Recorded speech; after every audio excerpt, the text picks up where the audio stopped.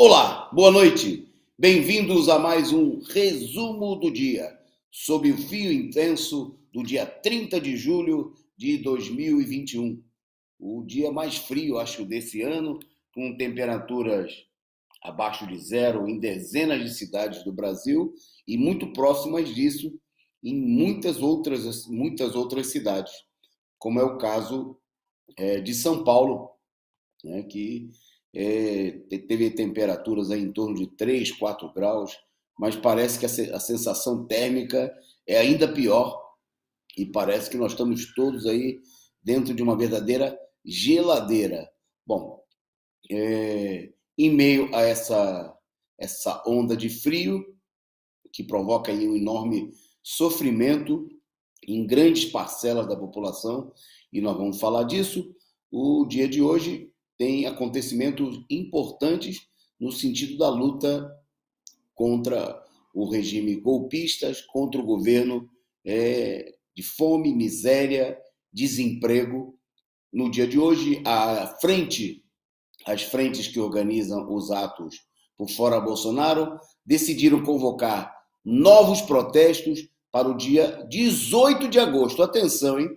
Nós vamos falar disso porque eu vi aí muita confusão em outros canais anunciando aí que os atos serão apenas 7 de setembro. Não, essa era a política de todo um setor, nós discutimos isso aqui ontem, era adiar as mobilizações, mas o resultado da reunião é outro.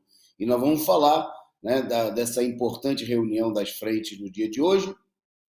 Vamos destacar também aqui na nossa programação o Guedes procurando tranquilizar os banqueiros e outros parasitas de que não vai furar o teto por causa da miséria do Bolsa Família.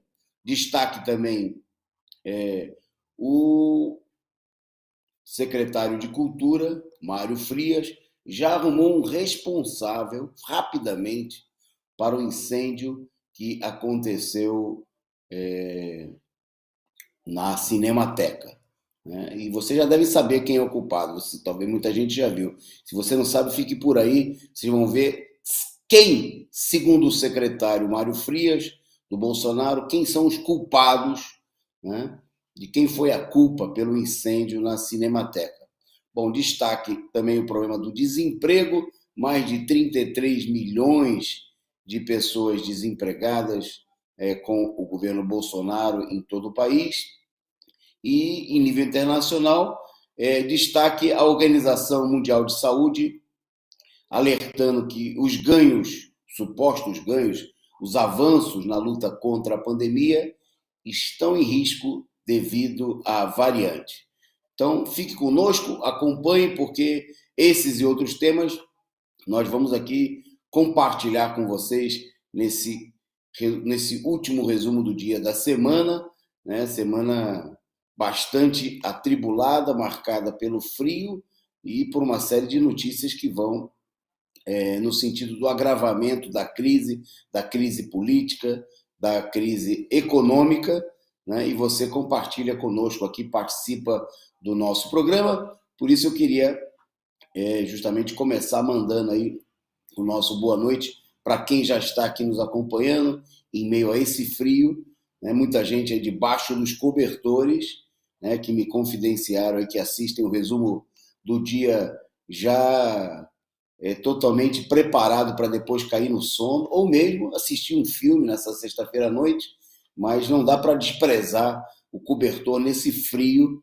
Né? Sorte aí é do Ernesto Abdala e do pessoal que está do outro lado, né? Que está lá no polo, no eixo norte, né? No hemisfério norte, que nesse momento vive temperaturas bem mais altas do que a gente está enfrentando nesse momento aqui no Brasil, que nem parece um país tropical. Bom, então vou mandar o nosso boa noite aí para alguns que já acompanham aqui a nossa transmissão, pedindo a vocês, como de costume, que compartilhem o link do nosso canal, distribuam aí adoidado, o Osni Castro, o Bruno Espírito Santo, desta vez eu consigo, o Lino Alves, o Walter dos Santos, o companheiro Ernesto Abdala Filho, a Alexandra Alvim Pinto, o Antônio Martínez, o Luiz Bergosa, nosso companheiro lá do Rio Grande do Sul, que teve muitas cidades com temperaturas abaixo de zero, a Angelina Dias, a companheira Renata Diniz, nossa companheira, membro do canal, Cláudia Dornelles, o Ernesto tirando uma onda da gente, dizendo que está no ar-condicionado a 32 graus. Aqui, o Mauro Sou, muito boa noite para o companheiro. Bom, para vocês e para outros que estão chegando aí, que vão participar do nosso programa, também para aqueles que nos assistem na madrugada, no dia seguinte, o nosso forte abraço. Muito obrigado aí pela participação, pela audiência e pelo apoio também, porque aqui nós não vamos deixar de pedir que vocês aí sigam o bom exemplo do companheiro Ernesto Abdala Filho, que mandou aí o seu superchat, e contribuam conosco, para sustentar esse canal combativo, independente, revolucionário, a serviço da mobilização dos trabalhadores. O Luiz Bergosa comentando lá que a madrugada é 0 grau. E o Bruno comentando que a geladeira virou armário, que nem precisa de geladeira. Bom, vamos então para a nossa pauta. A produção separou aí para a gente algumas charges aí de destaque da semana. A primeira delas é justamente sobre o frio. Tá tão frio que arrisca a gente congelar e virar estátua. E aí o comentário da parceira pode ser uma boa, talvez assim se preocupem com a gente. Porque a gente viu aqui muita gente mais preocupada com estátua do que com as pessoas. Isso aí em vários sentidos, inclusive. Muita gente mais preocupada em lutar até contra a estátua do que lutar contra os verdadeiros inimigos do povo. Gente querendo tacar fogo em estátua, mas não quer aceitar os maiores inimigos, os algozes do povo, como aliados. Aqui em São Paulo, tem gente que acha que o problema é o Borba Gato, mas o Dória e o PSDB não seria problema. A gente teria que recebê-los de braços abertos. Bom, e ao mesmo tempo, obviamente, por outro lado, a direita preocupada em preservar as estátuas, mas sem nenhuma preocupação com a população, sem nenhuma preocupação com o povo. Tem mais. Agora aí do nosso companheiro J. Camelo, satirizando aí a notícia que ocorreu aí nos últimos dias. A gente mostrou aqui imagens do Bolsonaro se encontrando com nazistas. Tá aí o esquerdista aí batendo bumbo e avisando. Eu avisei. Tinha gente que dizia que não, que era mentira, que o Bolsonaro não era nazista. Bom, tem mais, também do J. Camelo, na comunidade pobre, na favela. Mãe, o que é democracia? E aí a resposta da mãe é quando os ricos deixam a gente votar no Lula. Pode não ser uma democracia total, mas pelo menos quando você nem votar no Lula pode, com certeza isso não é democracia. Mas está aí um exemplo daquilo que a burguesia gosta como sendo democracia. O Jota satirizando aí a volta à cena aí, muitas declarações em torno, tentando requentar aí o juiz fascista Sérgio Moro, e ele apresentado aí devidamente como um marionete do imperialismo norte-americano. Para a CIA ficar contente, Morinho para presidente. Tá aí, para a gente começar a noite aí satirizando, até o nosso próprio sofrimento, usando o humor para denunciar a situação. Bom, vamos lá. Entrando na nossa pauta, a Justiça do Rio tomou uma decisão diante de um pedido, feito pela Associação Brasileira de Imprensa, que solicitou, em um pedido liminar, que as polícias fossem proibidas de utilizar gás lacrimogêneo e balas de borracha durante as manifestações populares. O pedido, evidentemente, pareceria normal no país democrático. Bom, e, obviamente, que o pedido da ABI, né, tinha a ver com o fato de que esses e outros artefatos vêm gerando letalidade e ofensa física aos participantes. Isso em todo o país, particularmente no Rio de Janeiro, mas no caso, mas a gente viu também, por exemplo, recentemente em Pernambuco, né, nos primeiros protestos pelo Fora Bolsonaro, e a situação que se repete de repressão em todo o país, né, nos protestos contra o Bolsonaro, nos protestos populares da esquerda, né, aqui em São Paulo, seguidas vezes, a PM do Covas vem reprimindo, né, e não por acaso os companheiros dos comitês de luta, da JR, do PCO, têm levado em todo o país às ruas a faixa exigindo aí o fim da polícia militar e de todo o aparato repressivo. Bom, a justiça negou, obviamente, o pedido, né, alegando que casos de abuso ou uso indevido devem ser analisados, apenas esses casos devem ser analisados pelo judiciário. Quer dizer, a política do judiciário é o seguinte: deixa reprimir, deixa bater, depois a gente vê o que faz. E aí a gente já sabe o que acontece. Nada. Né? Porque, inclusive, a legislação vem sendo seguidamente modificada, não só para permitir, mas até para valorizar, né? Para premiar aqueles que reprimem violentamente a população, para quem usa o aparato do Estado, né? Uma prática corriqueira do regime da democracia dos ricos, da democracia dos tubarões capitalistas, e ainda mais marcadamente no regime golpista que a gente vive aqui no Brasil, país em que nós tivemos, no ano passado, mais de 6.400 pessoas mortas pelas forças de repressão, pela PM e pelas demais forças de repressão do Estado. Isso em números oficiais, e em sua maioria mais de 70% negros, trabalhadores e principalmente jovens, né? Pessoas situadas aí abaixo dos 29 anos. Bom, é só para mostrar, muita gente tem a ilusão aí justamente no papel do judiciário, e o papel do judiciário é justamente dar cobertura a todo esse aparato repressivo, a todo esse massacre contra a população. Bom, a gente começou falando do frio, vamos destacar agora justamente o agravamento do frio, aumentando aí o sofrimento da população. Moradores de rua ouvidos aí por um jornal da imprensa, pelo Estado de Minas, né? Jornal da Imprensa, principal jornal da imprensa burguesa mineira,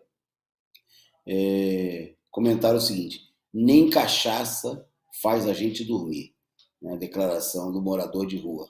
É simplesmente um sofrimento desumano, né? É bom lembrar que gente que é apresentada aí como democrata, como amigo do povo, como o governador de São Paulo, João Dória, quando o prefeito de São Paulo, há bem pouco tempo atrás, mandou jogar água fria, né, nos moradores de rua para expulsar o pessoal das praças, das ruas. Bom, mas essa situação ela vai, o frio escancara ainda mais o sofrimento, né, das milhares e milhares de pessoas que só cresce, né, esse número a cada dia de moradores de rua. É a situação de Belo Horizonte, né, onde as temperaturas marcaram aí abaixo de 8 graus, muito frio, mas a situação ficou ainda mais grave em São Paulo e nos estados mais abaixo no sul, né, onde a situação, imagina a situação de um morador de rua em Porto Alegre, né, em outras cidades do sul que tiveram temperaturas abaixo de zero. É um sofrimento, né, sem tamanho, né, é um sofrimento que precisa, inclusive, dar lugar a uma mobilização, porque essa notícia, inclusive, se combina com a primeira. Se tem um lugar onde a repressão tem se intensificado, é contra os sem-tetos, né? Em plena pandemia. Crescem os despejos, cresce a repressão aos moradores de rua, né? E agora nós temos essa situação, né? Só em São Paulo são mais de 25 mil pessoas morando nas ruas, né? E em meio a esse sofrimento enorme, né? Nós temos aí essa onda de frio que, com certeza, né, a gente ainda não tem notícias tornadas públicas, mas tem gente aí morrendo literalmente de frio, né, nessa onda, provocando aí um enorme sofrimento da população. Bom, agradecer aí, desta vez eu consigo, pela figurinha simpática, também contribuindo conosco e convidando vocês todos aí a seguirem um bom exemplo do Ernesto Abdala, do Desta Vez Eu Consigo, e ajudarem a sustentar aqui o nosso canal combativo, revolucionário, a serviço da luta dos trabalhadores, né, denunciando, porque a gente vê nesse momento a imprensa golpista fazer demagogia, né? Mas o que ninguém aponta é que essa situação não é obra do acaso, né? Não é resultado da vontade, né, das pessoas que moram na rua, como disse recentemente a primeira-dama de São Paulo, que os sem-teto viviam aí porque era uma opção, como se fosse uma opção deles, né? E, obviamente, o que nós temos é uma situação potencializada pelo golpe de Estado, pelo avanço da crise capitalista, em que milhares de trabalhadores, operários e suas famílias estão sendo jogados na rua. Bom, enquanto isso, né, ontem nós falamos aqui do gigantesco lucro da Vale do Rio Doce, que registrou mais de 40 bilhões de lucros no segundo trimestre de 2021 e já acumulou mais de 70 bilhões e 600 milhões de lucros, né? Só no primeiro semestre desse ano. Bom, pois bem, esse lucro, né, foi divulgado hoje que é o recorde, é o segundo maior lucro líquido trimestral da história de todas as empresas capitalistas de capital aberto no Brasil, né? Nunca, quer dizer, só em uma outra oportunidade, a Petrobras teve um lucro maior do que esse, na década de 80, 1986, né? Quando a Petrobras alcançou a marca de um lucro de 59,8 bilhões no quarto. Desculpe, esse resultado esse resultado da Petrobras é bem recente, é agora do final do quarto trimestre de 2020, né, mostrando inclusive que a Petrobras está, né, nadando de dinheiro, distribuindo aí dinheiro para os grandes capitalistas acionistas da empresa, né, que graças ao sofrimento da população. Aqui é a mesma coisa, vale o mesmo para a Vale, né? A Vale do Rio Doce, que foi entregue a preço de banana pelo governo Fernando Henrique Cardoso e que agora, né, está gerando aí, em poucos meses, um lucro várias vezes, se a gente comparar, né, nós estabelecemos essa conta ontem, se a gente comparar esse lucro só do primeiro semestre da Vale do Rio Doce, 70 bilhões e 600 bilhões, isso aí equivale aí a quase 5 vezes o valor pelo qual a Vale foi arrematada pelos capitalistas no governo Fernando Henrique Cardoso, né? E isso é apenas uma ínfima parcela, né, das reservas minerais que a empresa detinha e ainda detém, né, e que vai estar se aproveitando nesse momento, diante da alta do minério de ferro, e o Brasil continua sendo um exportador de matéria-prima, né, de commodities, numa situação que representa, inclusive, uma degradação não só ambiental, mas econômica do país, né? A entrega das suas reservas minerais, de produção agrícola, tudo isso aí a preço de banana. Bom, só para a gente ter uma ideia, a Petrobras aparece como a empresa com maior lucro que alcançou esse lucro gigantesco aí, de cerca de 60 bilhões. A Petrobras tem o segundo maior lucro né, da ordem de 40 bilhões. O terceiro foi da Oi, né, no primeiro trimestre de 2018, de 35 bilhões em um trimestre. Tudo isso em apenas um trimestre. Bom, e o quarto e quinto lugar são de novo da Vale, né? A Vale vem, inclusive, batendo seguidos recordes, né? Para a gente ter uma ideia, numa tabelinha publicada hoje, divulgada pela Economática, né? Apresentando aí os 20 maiores lucros trimestrais, né? Desde 1986, a Vale tem quase metade, né? Tem nove trimestres, dos 20 maiores, 9 casos são da Vale. Quer dizer, a Vale está aí muito próxima da Petrobras, né?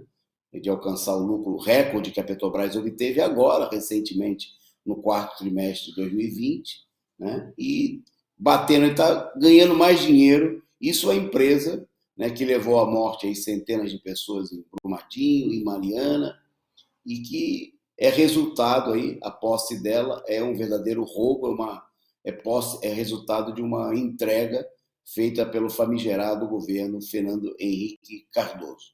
Bom, seguindo na pauta para destacar agora, bom, em meio a uma disparada do dólar, né, o dólar disparou e a bolsa caiu no menor nível em 4 meses, e o dólar subiu 2,6%. Né? E o, com, com esse deslocamento de capitais, né, com uma queda, a bolsa fechou com uma queda de quase 3,5%, o mercado procurou sinalizar um receio, né, uma preocupação de que haja da parte do governo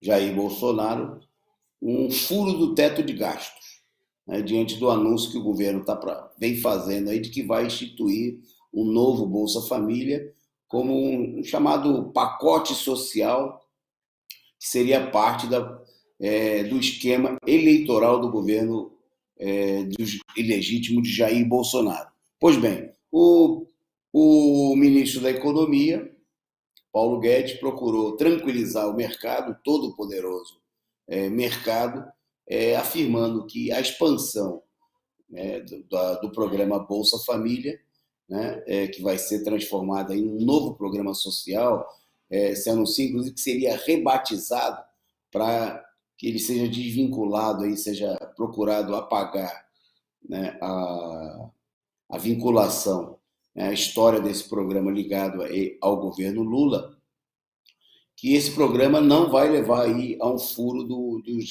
teto de gastos. Né? Segundo os cálculos apresentados pelo ministro da Economia, o governo gastaria aí alguma coisa em torno de 25 a 30 bilhões, uma verdadeira merreca. Só para a gente entender, cada 0,5% que a taxa Selic, a taxa de juros, paga aí aos bancos, sobe, né? O governo gasta por ano mais 70 bilhões. Né? E isso já aconteceu esse ano aí 3 vezes sucessivamente, e a estimativa, né, feita hoje pelo Banco Itaú, é que a taxa Selic chegue aí a 7,5% ao final do ano. Né? Começou o ano em torno de 2,5% e vai terminar com um valor 200% maior. Bom, então esse valor despendido, né, que está aí estimado para ser gasto com o Bolsa Família, é uma merreca, né, diante da Bolsa Banqueiro, né, da distribuição de dinheiro para os bancos que o governo vem fazendo e pretende aí, obviamente, ampliar no próximo período, como vem dando claros sinais. O pessoal comentando aqui no nosso chat o preço do material de construção, a elevação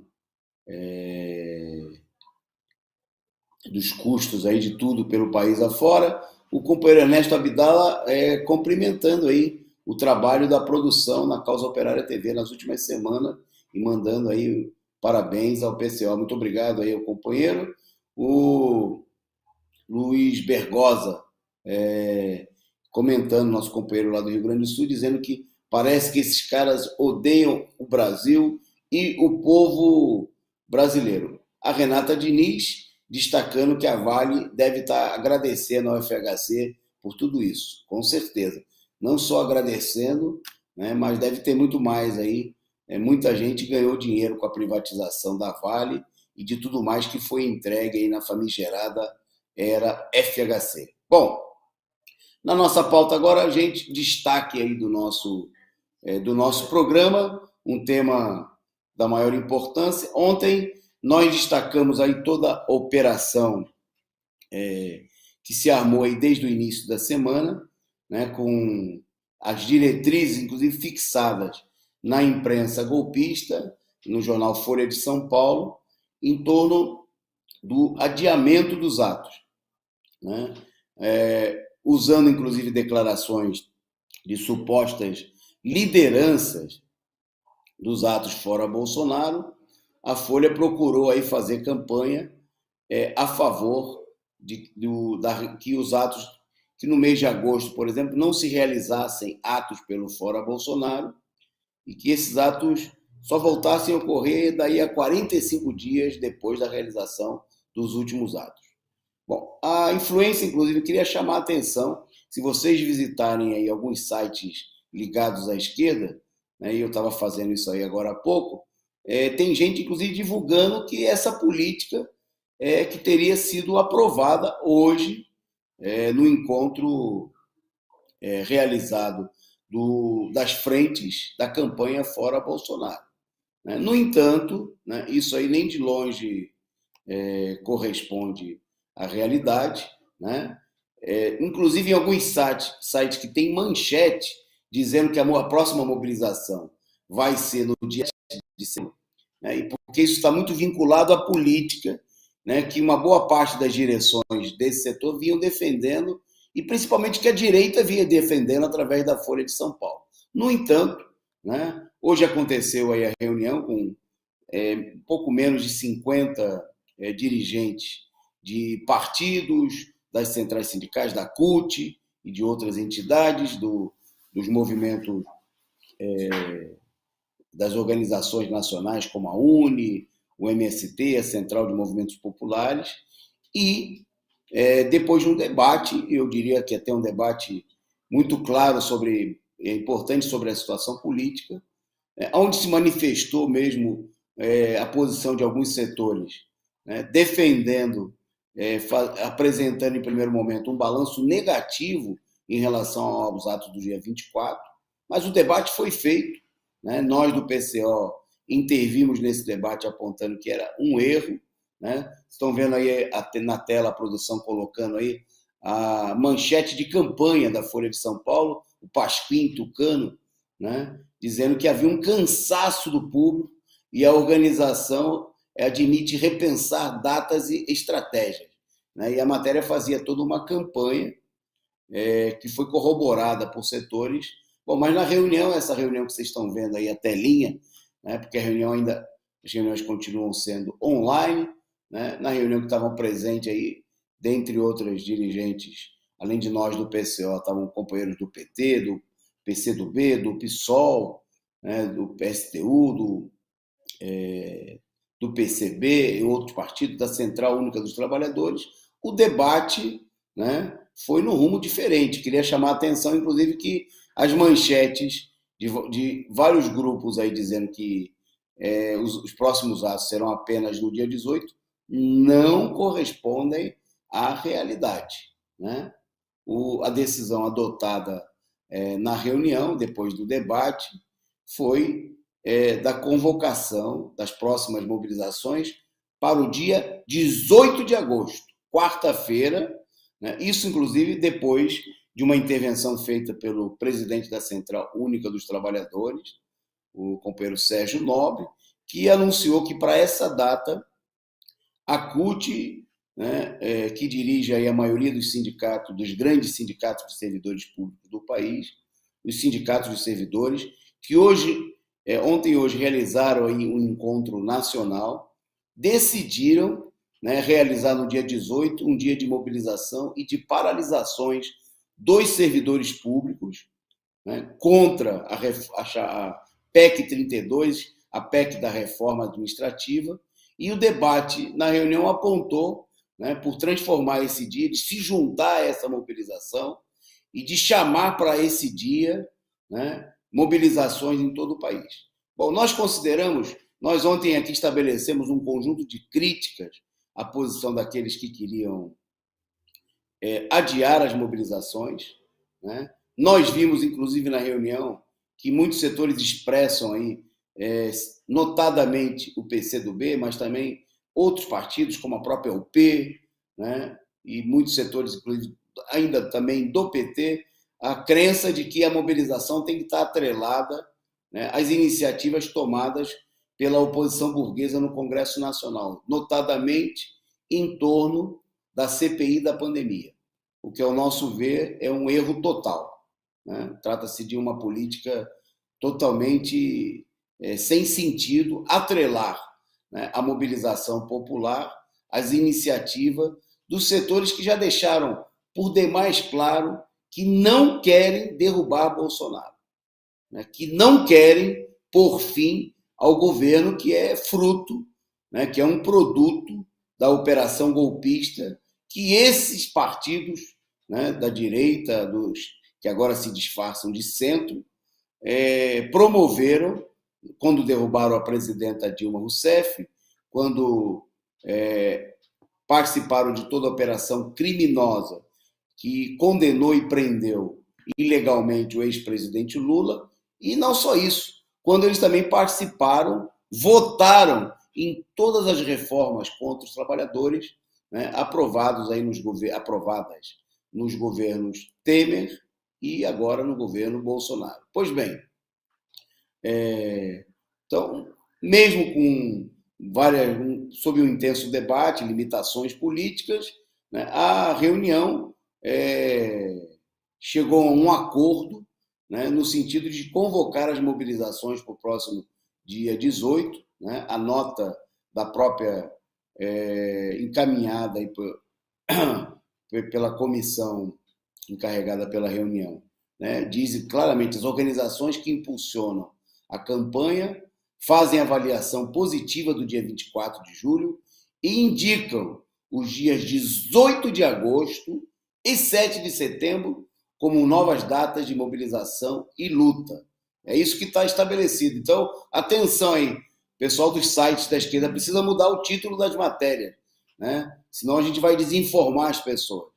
O dia 18, a importância do dia 18 é muito grande, companheiros, porque se trata de propor a mobilização pelo Fora Bolsonaro vinculada a uma mobilização real dos trabalhadores, né? Uma reivindicação concreta, que é a luta contra a reforma administrativa, né? Luta que tem que ser vinculada também e ser feita junto com os trabalhadores das estatais contra as privatizações, né? E é bom lembrar que a reforma administrativa, a PEC 32, não atinge apenas os servidores federais, atinge todos os servidores do país, servidores do município, do estado. Quer dizer, essa mobilização oferece, inclusive, uma possibilidade de ampliar, né, a mobilização para um número ainda maior de cidades, né, saltar aí de 500 cidades, quem sabe, para milhares de cidades de todo o país realizando protestos nessa data, né? Então, nós achamos que no começo da reunião, nós apresentamos, inclusive, uma outra proposta de data para se contrapor ao dia, simplesmente aqueles que defendiam simplesmente o dia 7 de setembro, né? Nós defendemos o dia 14 de setembro. No entanto, né, nós entendemos que é positivo, né? Houve também um acordo da nossa parte de que é preciso, que é necessário, né? Para isso, né, nós que consideramos que foi importante, por exemplo, a CUT, os sindicatos terem convocado a mobilização do último dia 24, mas que essa mobilização ainda foi muito parcial. Foi uma mobilização de dirigentes sindicais, de sindicalistas, de ativistas, e que é preciso levar essa mobilização para as fábricas, para os locais de trabalho, para as escolas e universidades que estão sendo reabertas agora na próxima semana, por conta da política criminosa dos governos que não estão nem aí para a pandemia, né, e nem aí para a vida e para a saúde da população. Então, é preciso realizar uma mobilização efetiva, né, não só entre os servidores, o que é já por si só uma questão fundamental, entre os trabalhadores estatais, mas também nas fábricas, entre os operários, nos locais de grande concentração. Dia 18 é um dia de semana, uma quarta-feira, e vamos dessa vez procurar realizar. Os atos têm que ser feitos aí, além das paralisações, ter atos em todas as cidades, né, no fim da tarde, para permitir a participação não só daqueles que estejam envolvidos diretamente na mobilização, na paralisação dos servidores, né, mas de todos os trabalhadores que possam se somar a essa iniciativa. Então, próxima data de mobilização, dia 18 de agosto, quarta-feira, né?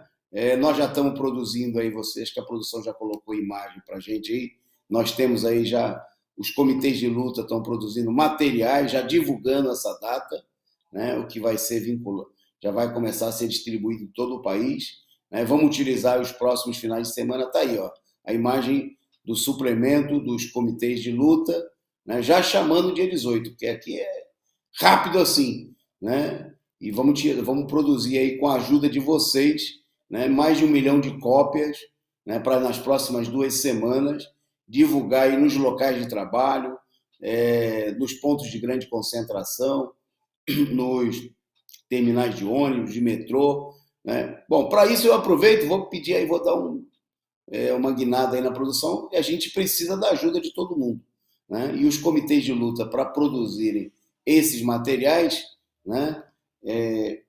Bom, nós primeiro aí um anúncio da revista, né? Não era bem isso que eu ia falar, mas já aproveito e fica a deixa. É uma maneira, a corrente sindical, o coletivo sindical Causa Operária, se reuniu hoje à tarde, agora no começo da noite, está lançando aí, já no começo dessa semana vai estar circulando a revista Análise Sindical, justamente chamando a reabrir o sindicato e sair às ruas para derrubar Bolsonaro. Aí tem toda uma colocação também sobre a reforma administrativa, né, sobre a luta contra as privatizações, contra a volta às aulas. Se você já quiser reservar o seu exemplar, você pode fazer aí, fazer a sua reserva e comprar quantos números que você quiser, né, e contribuir aí com o pré-lançamento, a campanha, para a gente no começo da semana tá garantido. Bom, mas a maneira de você contribuir aí com a campanha, com os materiais que nós já estamos produzindo para convocar o dia 18, é você adquirir aí os talões da ação entre amigos dos comitês de luta, né, da rifa, né, que tem sorteio aí, tem sorteio amanhã, que é o último sábado do mês de julho, e tem sorteio também no final de agosto. Final de agosto vai ter sorteio de uma moto, né, dentre os 5 prêmios que são sorteados em cada último sábado do mês, né? Mas o mais importante do que tão bom quanto os prêmios, muito melhor ainda, né, é o fato de que você, adquirindo aí 1, 2, 10, 100, fique à vontade, né? Cada talão que você adquirir aí, além de você concorrer aos prêmios, você contribui, né, para sustentar a campanha de luta dos comitês de todo o país que estão produzindo materiais para a campanha Fora Bolsonaro. Então está aí o Pix, está aí os telefones, se você quiser tirar dúvida, e também para você que contribuir, mandar aí a imagem e receber aí a sua rifa em qualquer lugar do Brasil. E mande aí, contribua, né, participe, ajude a impulsionar essa mobilização. Bom, agradecer aqui o sticker, a figurinha simpática do Sou Eu, contribuindo com a gente, e também o companheiro Fernandes Silva, né, que nos brinda aí com a sua canequinha de vinho, contribuindo aqui também para ajudar a sustentar o nosso canal combativo. Um brinde aí ao Fernandes Silva e a todos os companheiros que estão contribuindo com a gente nessa noite fria, né? Mas que a gente se vê aquecido aqui pela solidariedade, pela participação e pela colaboração dos companheiros. Bom, seguindo em frente para os minutos, a metade final do nosso programa, destacar aqui os números da Covid de hoje no país. Né? Enquanto a burguesia realiza toda uma operação para defender, né, a reabertura de tudo e uma suposta volta à normalidade, né, o país ultrapassou a marca de 555 mil mortos, né? Bom, e estudos aí estão apontando, né, a preocupação com a variante Delta, né, que, segundo um departamento dos Estados Unidos, um documento divulgado hoje, seria tão transmissível quanto a catapora. Imagina. Né? Nós vamos voltar daqui a pouquinho, vamos falar daí da declaração, da preocupação da Organização Mundial de Saúde, mas queria destacar que hoje o país teve mais uma vez mais de 900 mortos em números oficiais, né? sempre totalmente subnotificados, né? E teve também mais de 40 mil casos. Né? Nas últimas 24 horas teriam sido 963 mortos, está aí, os números na telinha para você, e teriam sido contabilizados mais 40.904 casos.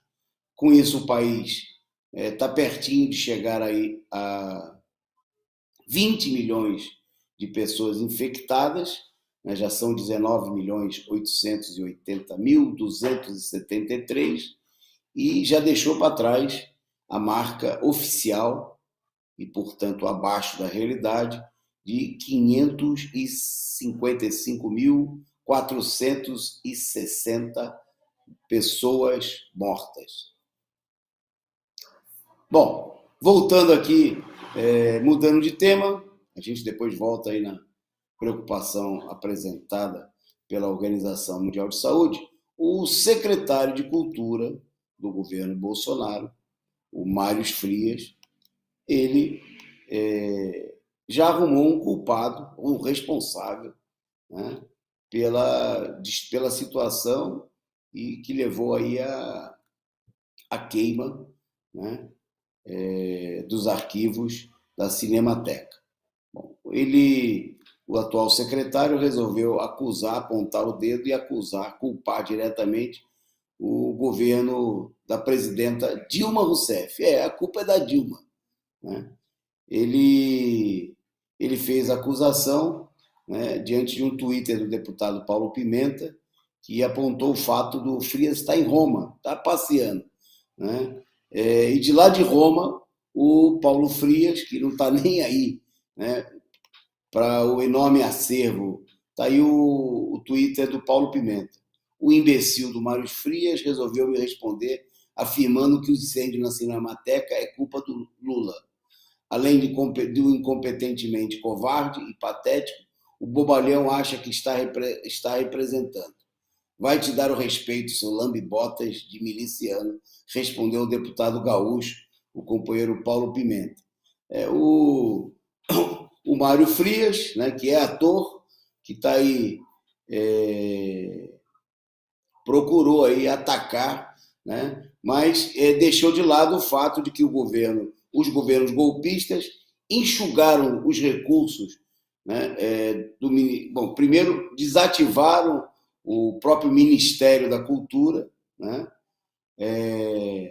transformado agora em uma secretaria, bom, e cortaram recursos de todo lado, né? E está aí o resultado. É uma situação geral que a gente vê da degradação, da falta de investimentos no patrimônio cultural no país. Coisas como essa vêm acontecendo seguidamente. Nós tivemos, no ano passado, o incêndio no Museu Nacional no Rio de Janeiro. Anteriormente, né? Agora eu não lembro se há 2, 3 anos, o incêndio aqui em São Paulo, do Museu da Língua, né? É a falta de estrutura, de medidas, de investimentos, né, dos governos golpistas, né, não só do Bolsonaro, né, levando aí à destruição do patrimônio cultural, assim como vem acontecendo com a degradação de todas as condições de vida do povo brasileiro. Bom, para mostrar mais um resultado, né, totalmente desastroso da política do Bolsonaro, destacando agora os números do desemprego. Né? Com o Bolsonaro, o número de desempregados já ultrapassou 33 milhões de pessoas. Segundo os dados do IBGE, seriam 14,8 milhões de pessoas desempregadas, 7,4 milhões de subocupados e 10,8 milhões de pessoas na força de trabalho potencial, né? Que é aquela força que não se realiza, é só uma potência, né? que é empregada apenas parcialmente. Bom, se acrescente aí também, né, a esse número, o número de desalentados, né, e daqueles subaproveitados. E a gente tem, na realidade, aí mais de 75 milhões de pessoas, né, sem estar em mão de força de trabalho, sem estar sendo devidamente aproveitada e, é claro, né, sem terem os recursos necessários para garantir a sua sobrevivência. Daí, né, está claro aí porque o país tem, nesse momento, mais de 125 milhões de pessoas colocadas aí em situação de insuficiência alimentar, ou seja, que passam fome, né, seja em nível grave, vários dias na semana, né, do mês e assim por diante, ou, né, insuficiência alimentar chamada dita mais leve, né, aquela que acomete pessoas que deixam de comer em algum momento da semana, em alguns dias, muitas das vezes para que não falte aí a comida dos seus filhos, né, estabelecendo aí um verdadeiro rodízio macabro nas famílias, em que não há comida para que todos comam, em que milhões de pessoas não conseguem sequer comprar um botijão de gás que passou da marca de R$ 100 e assim por diante. É essa situação, né, a que condena o país, o regime golpista, o governo Bolsonaro, e tinha gente querendo dar trégua para o Bolsonaro, adiar as mobilizações. Veja se tem cabimento. Né? Uma situação totalmente inusitada e sem condições. Bom, destaques aqui, rápidos destaques internacionais. Vocês sabem, a gente já apontou aqui que, em meio à correria do governo Bolsonaro para privatizarem os Correios, né, tem duas empresas aí que se destacam na fila, interessadas em abocanhar essa que é a maior empresa em número de trabalhadores do Brasil e que está presente em todos os municípios brasileiros, né? A empresa de Correios e Telégrafos. Uma delas é justamente a Amazon. Bom, e a Amazon foi multada, recebeu aí uma multa recorde, né, na União Europeia, diante da situação. Opa, eu perdi aqui o link. Agora sim. Por questões de violação de privacidade. Né?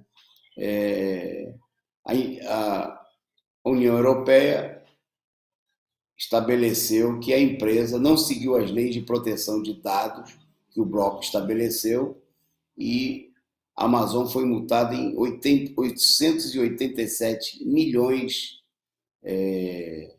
de dólares, né, 887 milhões, cerca de 4 bilhões e meio, né, de reais, por não cumprir as regras da GDPR, a Lei de Proteção de Dados do Bloco Europeu. Esse valor de 4 bilhões e meio de reais, né, 746 milhões de euros, é um valor recorde para sanções desse tipo. Até antes dessa multa, a maior multa que havia sido aplicada havia sido de 50 milhões de euros, que foi imposta à Google em 2019. Né? Então está aí, é esse tipo de empresa que não respeita absolutamente nada, que está disputando aí, junto com a Magalu, são apresentadas como os dois grandes grupos, deve haver outros com certeza, interessados aí na privatização dos Correios, em abocanhar, né, essa empresa importantíssima, estratégica para o desenvolvimento nacional e que o governo Bolsonaro quer entregar com apoio de toda a direita, né, que apoia aí a privatização dos Correios e que, para ser impedido essa entrega, né, esse verdadeiro crime que vai levar à demissão de dezenas de milhares de trabalhadores, é preciso mobilizar, é preciso sair às ruas, né? Como nós destacamos aqui, o próximo dia de luta é dia 18, é preciso mobilizar os trabalhadores dos Correios, formar colunas de trabalhadores dos Correios no dia de luta dos servidores, dia de luta do povo brasileiro por fora Bolsonaro e pelas demais reivindicações populares. Bom, voltando então aqui ao tema da pandemia, para destacar a declaração do diretor-geral da Organização Mundial de Saúde, que afirmou que os ganhos realizados até o momento no combate à pandemia estão em risco diante da nova variante. Né? Em entrevista em Genebra, concedida hoje, o chefe da Organização Mundial de Saúde, o Adhanom Ghebreyesus, nossa, é difícil esse nome, declarou que as infecções pela Covid-19 cresceram 80% nas últimas semanas, né? E que essa situação, né, coloca o mundo em enorme risco. Né? Somente na África, né, onde apenas 1,5% da população foi vacinada, as mortes subiram também 80% nesse mesmo período. Quer dizer, nós estamos longe do fim da pandemia. Né? Essa semana nós destacamos aqui que 75% das vacinas foram alocadas apenas para 10 países e a variante Delta já foi detectada em 132 países. Né? E vem sendo apontada como uma cepa mais contagiosa, né? E vem se tornando aí a versão do vírus que está predominante no mundo. Né?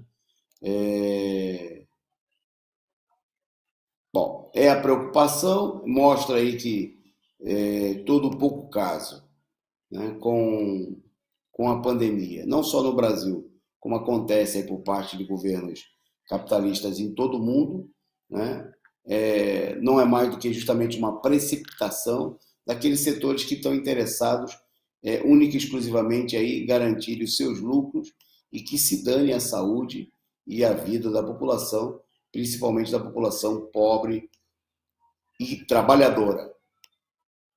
Bom, na nossa pauta agora também, nós destacamos aqui essa semana a posse, né, depois de mais de cerca de um mês de muita enrolação, de muita tentativa de golpe contra o presidente eleito pelo povo peruano, Pedro Castillo. Ele tomou posse e nessa sexta deu posse também hoje aí a parte do seu ministério.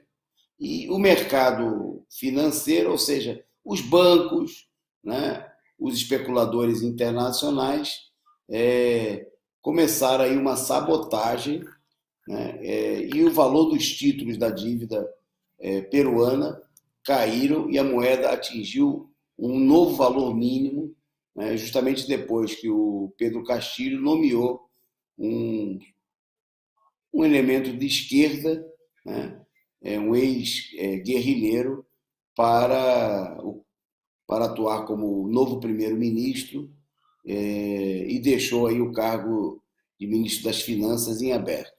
O escolhido foi o Guido Bellido, né, que foi nomeado no dia de ontem como primeiro-ministro, né, o que teria provocado aí uma ilusão, né, dos investidores de que o Castilho venha adotar políticas mais moderadas.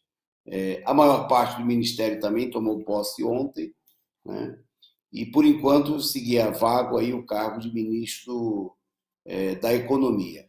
Bom, é evidente que não tem a ver efetivamente com nenhuma medida adotada pelo governo, né, que sequer começou efetivamente a funcionar, mas se trata da operação golpista desses setores que gostariam de ter eleito aí a filha do Fujimori, o pai do neoliberalismo na Bolívia, o FHC, né, desculpe, não na Bolívia, no Peru, né, e essa situação mostra aí que a posse do novo presidente peruano não põe fim, né, ao enfrentamento, às manobras que a direita, que os especuladores internacionais estão dispostos a fazer, né, contra o presidente recém-impossado do Peru, né, para levar adiante a onda golpista que segue aí contra todos os governos que não se submetem integralmente, né, que não são aí os preferidos por parte do imperialismo que quer continuar tratando e trata efetivamente a América Latina como se fosse um quintal do imperialismo norte-americano. Bom, nós vamos caminhando para o final, né? Sexta-feira fria, vamos terminando mais cedo para a gente poder tomar aquele caldo quente ou aquele vinho, né? Recuperar as forças, porque o final de semana é de luta, é mobilização. Amanhã, a partir das 11h30 da manhã, nós temos aí análise política da semana. Nessa semana, o Comitê Central do Partido da Causa Operária se reúne, a direção do PCO, e vai adotar medidas aí diante do novo chamado à mobilização para o dia 18, né? Vai discutir a continuidade da campanha fora Bolsonaro, fazer um balanço da situação política e, com certeza, nós vamos estar apresentando essas resoluções aí para vocês nos próximos dias para impulsionar essa mobilização. Fica aí como marca dessa semana a crise da direita que se aprofunda, né? O enfrentamento cada vez maior com a direita procurando se preparar para as eleições aqui no país, mas nós terminamos a semana com uma boa decisão da parte daqueles que se opõem à direita golpista, ao Bolsonaro, que foi a decisão de marcar para o próximo dia 18, né, novo dia nacional de protesto e de mobilizações. Agradecer a vocês aí que participaram ativamente aqui pelo nosso canal. Um forte abraço a todos. Resumo do dia volta na segunda-feira, mas a gente vai estar por aqui amanhã na análise política da semana com o companheiro Rui Costa Pimenta e, se tudo der certo, nós estamos aqui no domingo no resumo da semana. Um forte abraço, se cuidem e vamos à luta para defender os interesses do povo. Fora Bolsonaro, Lula presidente por um governo dos trabalhadores.